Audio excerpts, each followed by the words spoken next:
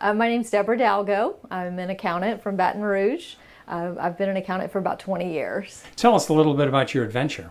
Uh, well, recently I climbed Mount Kilimanjaro for my 50th birthday. How'd you come up with this idea? Well, it's actually been on my bucket list for a long time. I'm not sure exactly how it reached my bucket list because it was so long ago. About 10 years ago on my 40th birthday, I had watched the movie Bucket List with Jack Nicholson and Morgan Freeman. And just that motivated me to actually write my own bucket list. And I did, and I created a PowerPoint presentation. And so I've had that for over 10 years. And the rooftop of Africa is on that list. I'm not, like I said, I don't remember how I first came up with the idea. But somewhere over the last 10 years, it just became a little outrageous. And I thought that's just never going to happen. And then it did. Let's take a look at your trip. Okay. So this is Mount Kilimanjaro in Tanzania, Africa. It is 19,341 feet in elevation. This photo is taken from the rainforest. I think I took this on day one when we were just starting our trek. As you can see, there's a lot of snow on the mountain, which was unusual for that time of year. So it made the trek a little bit more difficult, a little bit more than I expected, but it was worth it. When did you make this trip? In June, the end of June, earlier in 2018. And that's the peak time for mountain climbing? It is towards the end of their rainy season, but it was my birthday. So I wanted, that's why I specifically chose that week, because I wanted to go during my birthday. But I think that there's other better times that you could choose to go. I think maybe October, November, December is weather-wise a better time to go. So this is at the Lemoshu Gate. This is the route that I chose to take. It was 8 days. And so this is our very first day where we had stopped at the camp and signed in. And we're just getting started. Now you mentioned that you were doing this by yourself. Did you have other folks there that met you and climbed together? I did leave from Baton Rouge by myself. I met up with a handful of other strangers when I got there.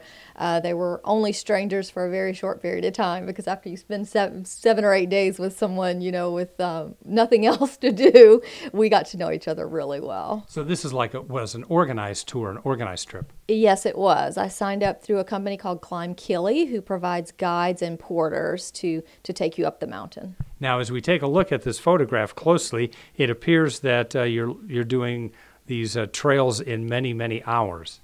Yes, we did very long day hikes, 7 and 8 hours most days. Summit night, we woke up at 11 o'clock, left at midnight so that we could make summit by sunrise. And so that was 6 hours up to summit, and then we had another 11 hours back down. So that was a total of 17 hours on summit night. It was pretty grueling. So that's top to bottom, 17 hours. Mm-hmm. Yes, from the very top, that was summit night. So from summit back down was 17 hours. So this is me one morning after we had had breakfast at camp, and we're just preparing to take off for the day. And so as you can see, I drug the chair and my coffee out of the dining tent and just was overlooking Kili. So Kili is in front of me. The full moon was, you could still see the full moon from the night before, and it was just such a relaxing, peaceful moment for me. I just really enjoyed this. This is one of my favorite photos just because I felt so peaceful and so relaxed at this moment. What's it like to sleep on a mountain like that? Well, we had sleeping pads and, to keep you, because it's very cold, so we had sleeping pads to keep us off the ground somewhat. And as we neared summit, the higher in elevation you get, the colder it gets. And so it was, I slept with probably 3 layers of clothing on a couple nights, and they would give us hot water bottles every night to put in our sleeping bags to keep our feet warm. So it was pretty cold some nights. So you had experienced tour guides? We did, absolutely. It was just amazing how they cared for us. I mean, they cooked our meals at every camp and just really watched us to make sure that we were taking in enough water and food. And yeah, I mean, they did everything possible to make sure we summited. Okay, so this is Barranca Wall. This was in my research, the one place on the route up the mountain I was really afraid of. It's very intimidating when you Google Mount Kilimanjaro and you start reading about the climb, and this is one of the more difficult points. There's probably a 300 or 400 foot drop right there, and you can see that I'm hugging that rock. That rock is actually called Kissing Rock. And like I said, so in my planning, I was really intimidated by this, and I actually looked for a route that didn't have to go near Barranca Wall, but apparently they all do, so it's unavoidable. So, but as it turns out, you know, it wasn't as difficult as I thought. There were actually other more frightening moments. Now, the people behind you, they were part of your group? Yes, those are porters. The man directly behind me, you can see his hand is on my backpack. That is my guide. So the gentlemen behind him are our porters. They're carrying our tents and our gear and so forth. So you were definitely not alone on the trip then? Not at all, not at all. Now, these guys came with us up as high as 15,000 feet, and that was the highest we slept at a camp. So from 15,000 feet up to summit, it was just us and the guides, so the porters don't go up to the very top. So this is just, this is also me at Kissing Rock. I was pretty lucky to get this photo. One of the other guys on my trip was just so happened to be before me and just so happened to have his camera out. So I am forever thankful to him for having this shot because it's actually one of my favorites, and I just really love it. I look really happy and I don't look scared. Tell us what you're wearing. Goodness, that's all of my gear. A lot of research and planning went into all of that stuff. My backpack, I spent probably 8 hours researching backpacks, just trying to find something that would rest on my hips and not my back and take the load off, which that did a great job. The hiking poles, yeah, my boots, I probably spent another 8 to 10 hours researching hiking boots just to make sure I was prepared there. You know, walked and hiked in them for months before the trip to break them in. Now here we've arrived at Barranco Camp. This is the second to last camp. So we're pretty high up here. We're getting very close, and as you can see, I'm pretty exhausted at this point. We hiked long hours each day, and each day we were just so ready to sit down and get off our feet. Just extremely long days, consecutive days. So this is, I think, the day before summit. So I'm pretty exhausted here, as you can tell. Now, how many days were involved from the time you started to the time you came down? It was an 8-day trek, so the trek was actually 6.5 up, 1.5 down. We pretty much did a straight shoot down, but it was 6.5 up. And I see you've got the tents in the background. Each person had their own tent? We shared tents. I was grouped with another lady when I got there, and she actually turned out to be great. We are super tight now after this trip. So yeah, we did have tent mates. So this is our dining tent. As you can see, they had us well covered each night. We were pretty amazed at how good our meals were each night. It was kind of funny to see our porters different days, you know, walking up a mountain with a crate of eggs strapped to their back. How many meals did you eat each day? We ate 3 meals a day. Now, they only had this dining tent set up, of course, in the morning and night. But during the day, we would stop during the day and have sandwiches and so forth on the hike. But yeah, we were pretty impressed with how they fed us. They pretty much carb loaded us to make sure we had the energy, and they were watching to make sure we ate. They wanted to make sure we were properly fueled for the trip ahead. Go ahead. So this is at one of our stopping points for lunch one day. As you can see, we're above the clouds here.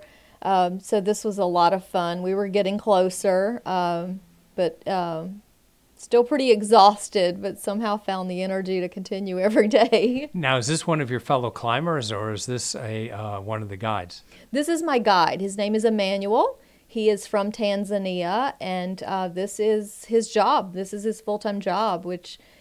you know, he has kids back home and rarely sees them because he's always on the mountain. So they joke that the mountain is their mistress. Now, I noticed that neither of you have breathing apparatuses. At what point are you elevation-wise here, and what was it like to breathe? I want to say we were around 13,000 feet here. It's, you know, we just couldn't move very fast. you know, we really walked up this mountain at a snail's pace. You know, you couldn't move fast at all, or you definitely felt it in your breathing. Even just in your tent at night as you were sleeping, you know, I learned pretty quickly that even in the tent, you know, you couldn't move very fast. If you were laying down sleeping, you couldn't just sit up really fast. Every motion had to be taken very slowly. So this is as we are nearing summit. I could see the sign ahead of us from here, and as you could see, the sun's in front of us. We had the full moon all night. We trekked from midnight till 6. This is about 6:30 in the morning. So we had been trekking about 6 hours here, and it was dark, it was cold. All we had was our headlamps to guide the way. So here, you know, we knew that just to see the sunrise, that the summit was right there, and it was just, I mean, you could see how beautiful this is. It was just such a great moment to know that the sign was ahead of us. So here we are at our final camp. We are at about 15,000 feet here. We had just arrived at this camp, so we had a night here. This is towards the end of the week, so we are completely worn out. We are exhausted here, but we had summit night ahead, so still a long ways to go. Tell us, what was a typical day like, and what was the temperatures like? The temperatures varied on Kilimanjaro. I think it's 5 ecological zones. So we started out in a tropical rainforest, and then once you reach the summit, it is actually Arctic zone. So the temperatures just widely varied. So we had to be prepared in clothing for anything from 70 degrees to below 0. How many hours a day did you hike? Most days were 7-8 hours. And then summit night was a total of 17 hours. And then our very last day on the way back to the lodge, that was another 8-hour hike. Okay, so this is my summit photo. This is why I did it right here. This is my favorite photo. I was very happy to get such a great photo at the summit. We were just so happy to have reached this point. It's just very frightening reaching this point where you see so many people in signs of distress and just definitely experiencing the altitude sickness. And so to have reached this point, you know, we just felt just elated. I mean, extremely happy. And, you know, I even cried when I saw this sign just because we were amazed that we made it and just really happy that we did. So, yeah. How did the other members of your group do? We had 6 of us total, and thankfully all of us summited. We unfortunately didn't get to summit together because there was a couple from Australia, and so she had experienced some altitude sickness and had to stop and stay back, and her husband stayed with her, and so one of the guides had stayed. At this point, we had a 1-to-1 ratio of climber to guide, so their guide stayed with them, and so they summited. We passed them on the way down, so thankfully we all summited. What went through your mind when you got up to the top there and you looked out? Yeah, it was really just this feeling of unbelief that we had made it, you know, that we had made it this far. It was amazing to me too how fast I quickly forgot about the pain and the fear, and I was just so happy to be there. It was just such a moment.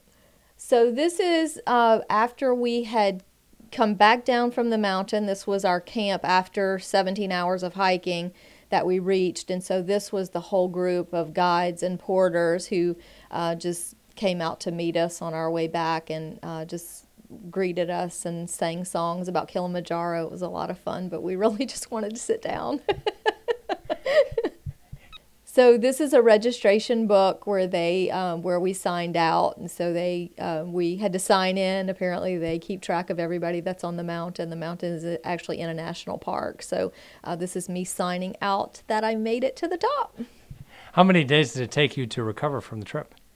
Well, it was a grueling flight home, I'll tell you that. That was pretty tough, that flight home. I just was so ready to be back home and get in my own bed. And so it was a couple weeks actually before I was actually ready I thought, I'm a big runner, and I thought, oh, a week down and I'll be back to my running. And it was actually probably more like 3 weeks. It took me a while to process the whole trip, just to reflect. I think it took me a couple months after I got home to actually process the whole trip. But now I look back and it's a very fulfilling experience, you know, to have wanted to do this for so long and then thought that for a long time that it was just so outrageous it wouldn't happen. And then to have actually done it, you know, to put in all the hard work, which was months of research and planning, and then to have actually done it, it's just very fulfilling. What's been the reaction of your family and friends? Oh gosh, I've been overwhelmed with just responses from people that just, you know, have made such a big deal out of it. It's made me realize what a big deal it was. When I got home, you know, everyone's just, even now, people just can't stop talking about it. What's your recommendation to someone who may have the same idea? Do your research and planning. I spent months planning this trip, just clothing, gear, snacks. I did my research. I watched countless videos on blister prevention. You know, I guess when you undertake something like this and you go to spend this amount of money on a trip, you know, you just don't want to ruin it. Like, I just kept thinking one blister could just turn this into a disaster. And so I spent hours and hours on blister prevention. And so I would just really recommend do your homework, do your research, because it pays off. Was it worth it? Absolutely. Absolutely. Yes. I don't know if I'd do it again, but it was a lot of fun and I'm glad I did it. I'm glad it's in the rearview mirror.